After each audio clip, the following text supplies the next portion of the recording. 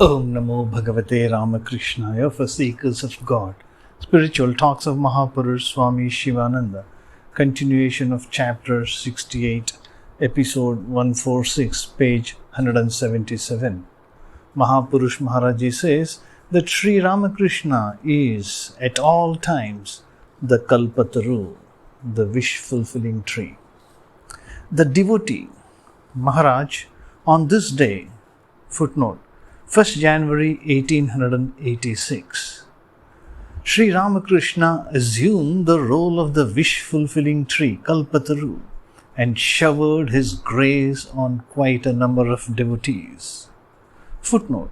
The day, 1st January 1886, on which Sri Ramakrishna blessed the devotees at the Kashipur garden house, fulfilling their spiritual hankerings like the mythological Kalpataru, the wish-fulfilling tree. Mahapurush Maharaj, why should Sri Ramakrishna have been a Kalpataru on this day alone? Why should it be so? Truth to tell, Sri Ramakrishna is a Kalpataru forever. His only work is to shower his grace on all creatures. We have seen it with our own eyes, how Sri Ramakrishna blessed innumerable people in so many ways every day. Yes, it is true that on that particular day, January 1st, 1886, in the Kashipur garden house, Sri Ramakrishna blessed quite a number of devotees all at a time. In that sense, this day has a special significance, for it was on this day that the devotees felt palpably his infinite grace through that one particular incident. The devotee, Maharaj, were you present there on that day? Mahapurush Maharaj, no, I was not. As a matter of fact, none of the monastic disciples of the Master was present there at the time. The Master, Sri Ramakrishna, was then seriously ill.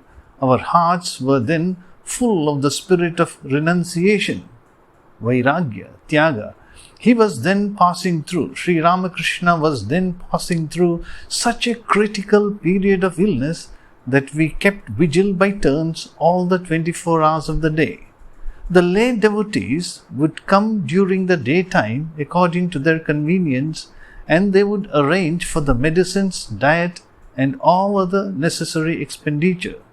But we shouldered the entire responsibility of nursing him, and along with that proceeded our intense spiritual practice. The Master, Sri Ramakrishna, also encouraged us very much in this.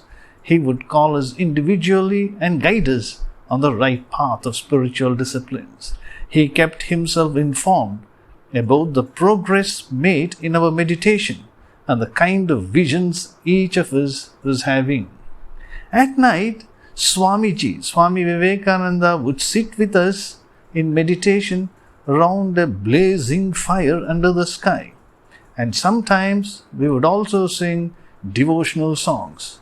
The whole night passed thus in divine ecstasy while serving the Master by turns. Mahapurush Maharaji continues, since we had to keep awake at night, most of us used to have a nap after our lunch. On that day too, after lunch, we were having a nap in the small room adjacent to the hall below, when for the first time at Kashipur, the Master came down in the afternoon for a stroll in the garden. It was a holiday, and many devotees were present in the garden. Seeing the Master come downstairs, they followed him joyously. He was walking slowly towards the gate of the garden when Girish Babu, after prostrating himself at his feet, began to hymn his glory with folded hands. These words, replete with sincere devotion and faith, sent the Master into a deep samadhi even while he was standing. Finding him in such a divine mood, the devotee started exclaiming in great joy, Victory to Sri Ramakrishna, Jai Sri Ramakrishna. victory to Sri Ramakrishna and saluted him again and again. To be continued. Om Shanti Shanti Shanti Hari Om Tat Sat Shri Ramakrishna Arpanamastu.